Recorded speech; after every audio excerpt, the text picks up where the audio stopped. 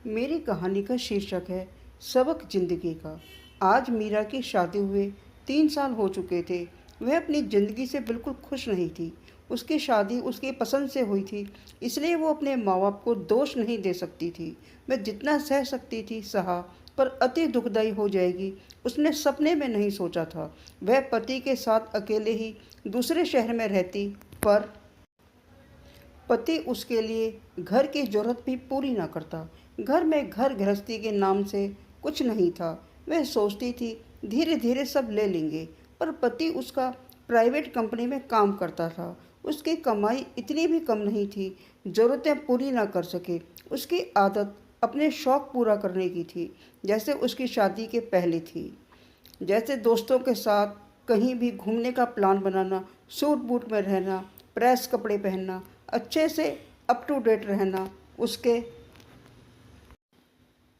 पास कपड़ों की कोई कमी ना थी। खाना जब चाहे होटल में खाना, इस तरह जैसे मीरा उसकी प्रायोरिटी ही थी ही नहीं। वह केवल शारीरिक ज़रूरतों को पूरा करने का जरिया ही बनकर रह गई। धीरे धीरे समय गुजर रहा था। अब वह माँ बनने वाली थी। उसने जांच कराई, तब वह कोई जिम्मेदारी नहीं लेना चाहता था। उसे लगता यदि बच्चा होगा तो वह बन जाएगा। अब दिन रात मीरा परेशान रहने लगी। वह केवल माँ से बात करके मन का बोझ हल्का करती। इस बार उसने ठान लिया कि मैं बच्चे को जन्म दूंगी। माँ ने साथ दिया और उससे कहा, बच्चे का प्यार ही तेरे पति को जिम्मेदार पिता बनाएगा। इस तरह मायके में ही उसकी डिलीवरी हुई। आज उसमें साहस और धैर्य था। वह माँ के ही कारण था। माँ ने दामाद को फ़ोन किया तो वह खींचा चला आया। बेटे को देखते ही मन में पिता का प्यार उमड़ आया। फिर वह मीरा को अपने साथ ले गया। मीरा बहुत खुश थी। आज उसे अकेलापन महसूस नहीं हो रहा था। उसे पति की बातें सच लग रही थी। वह पूरी जिम्मेदारी से उसका और बच्चे का ध्यान रखेगा। पर घर आकर देखा तो उसने कोई व्यवस्था नहीं की। ना बच्चे के लिए खिलौने, ना उसका बिस्तर, कुछ भी लिया। इस तरह देखकर उसके पैरों से जमीन खिसक गई। नहीं तो वह चाहता तो घर गुब्बारे और फूल से सजाता, पर कुछ नहीं। अब बच्चे के साथ और भी परेशानी होने लगी। वह ना उसका ख्याल रखता, न ही घर को घर समझता। इस तरह फिर समय निकल रहा था, पर पति में कोई बदलाव महसूस नहीं हुआ। फिर माँ से मीरा ने पूरी बात बताई। फिर उसकी माँ मीरा को अपने पास ले आई।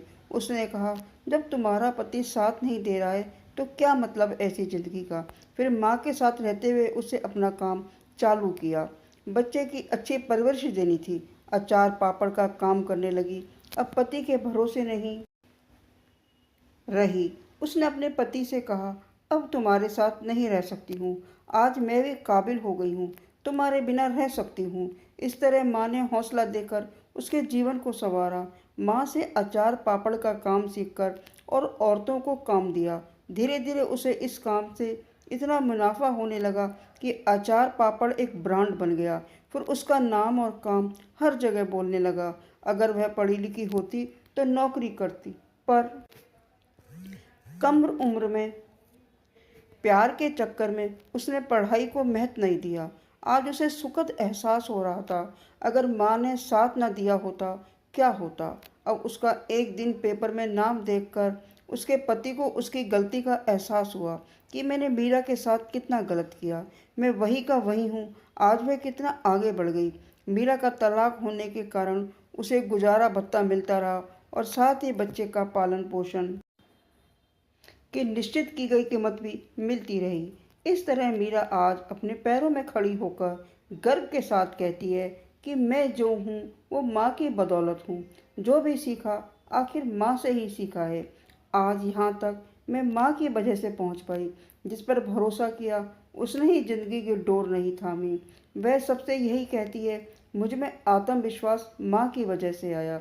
इस तरह उसकी शादी एक कड़वी याद बनकर रह गई। उसने पति को भुलाकर नई दिशा पकड़ ली, जिससे उसके बच्चे की बेहतर परवरिश हो सके।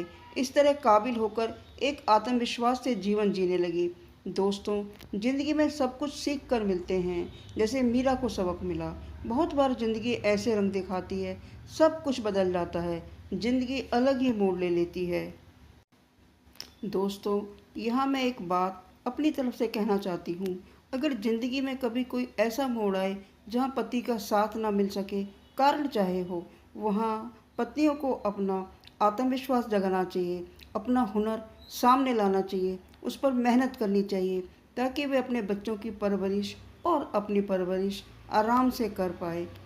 अगर आपको मेरी यह कहानी अच्छी लगी हो तो लाइक कमेंट शेयर ज़रूर करें, और जो पहली बार आए हैं वो मेरे चैनल को सब्सक्राइब ज़रूर करें और अपने सुझाव कमेंट बॉक्स में अवश्य लिखें। Thanks for watching my video. Next video में शीघ्र ही मिलते हैं। धन्यवाद।